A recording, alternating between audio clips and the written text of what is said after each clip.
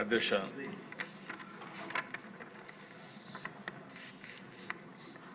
మొట్టమొదటిసారిగా డీటెయిల్డ్గా law and order పైన మనం చర్చ చేస్తున్నాం. 19/24 జరిగినటువంటి హ్యూమిలియేషన్, జైలుకు పోయిన వాళ్ళు, తప్పుడు కేసులు పెట్టించుకున్న వాళ్ళు, రాష్ట్రాన్ని వదిలిపెట్టిపోయిన వాళ్ళు ఒకరు కాదు అధ్యక్ష. ప్రజాస్వామ్యాన్ని కాపాడాలి అని మాట్లాడిన వాళ్ళందరూ కూడా బాధితులే. ఈరోజు ఇక్కడ స్పీకర్ గారు ఉన్నారు. ఆయన్నైతే నాకు బాగా జ్ఞాపకం, అయ్యన్న పాత్రుడు గారిని.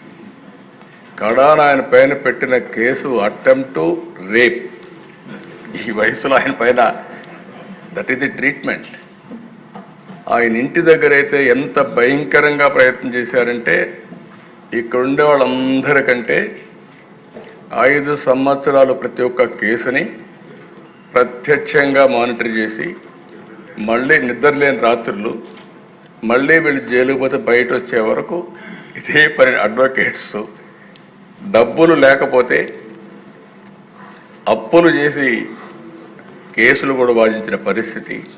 ఇలాంటి అనేక అప్ టు సుప్రీంకోర్టు లాయర్స్ అధ్యక్ష, అవన్నీ చేశాం. ఇప్పుడు స్పీకర్ గారు బాధితుడే, డిప్యూటీ స్పీకరు బాధితుడే, ముఖ్యమంత్రి బాధితుడే, ఎక్కువండే డిప్యూటీ ముఖ్యమంత్రి బాధితుడే, ఎక్కువండే శాసనసభ్యులు బాధితులే, మంత్రులు బాధితులే. ఎప్పుడు అధ్యక్ష నా మీద ఎవరు కేసులు పెట్టాలంటే భయపడతారు, ఎందుకంటే నేను ఏ తప్పు చేయను కాబట్టి. నా విశ్వాసం ఏంటంటే, నేను తప్పు చేయను, లీగల్గా టెక్నికల్గా పర్ఫెక్ట్గా ఉంటాను. ఎవడైనా తప్పు చేస్తే మాత్రం వాడి గుండెల్లో రైళ్లు బరిగి తీర్చే వరకు, వాడు మారే వరకు వదిలిపెట్టను. అది నా పద్ధతి, అది చరిత్ర కూడా. ఒక ముఖ్యమంత్రిగా ఉండే వ్యక్తి దానికంటే అధ్యక్ష ముందు ఒకసారి చూస్తే నా మీద 17 కేసులు. కడాన నేను అడిగితే, ఎందుకైనా నా మీద కేసు పెట్టారు, ఏం పెట్టారు చెప్పంటే, తెల్లవారు నిద్ర లేపి రాత్రి తలుపులు కొడితే బయట వస్తే ఏం కేసు పెట్టారు చెప్పమంటే, కేసు మళ్ళీ ఇస్తాం, ఎఫ్ఐఆర్ మీరు వెహికల్ ఎక్కమన్నారు, వాట్సాప్లో పంపిస్తామన్నారు. అంటే అరాచకాలకు పరాకాష్ట ఇవన్నీ. యువగళం పైన అయితే లోకేష్ పోతామంటే ఆయన బాధ్యతే. ఎవ్రీవేర్ మైక్ ఇవ్వాల. అది సరే, నేను వెళితే అధ్యక్ష అంగళ్ళలో నేను రాష్ట్రం మొత్తం ఒక యాత్ర పెట్టుకున్నాను. ఆ యాత్ర ఏంటి?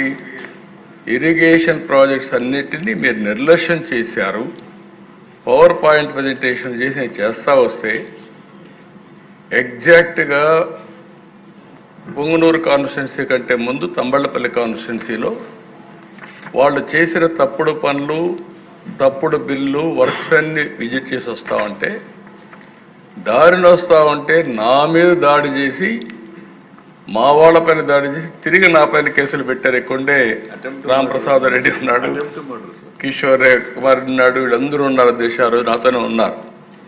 ఇవన్నీ చూస్తే అది ఒక్కొక్క స్టోరీ చెప్పుకుంటా పోతే ఈరోజు కాదు, చాలా టైం పడుతుంది.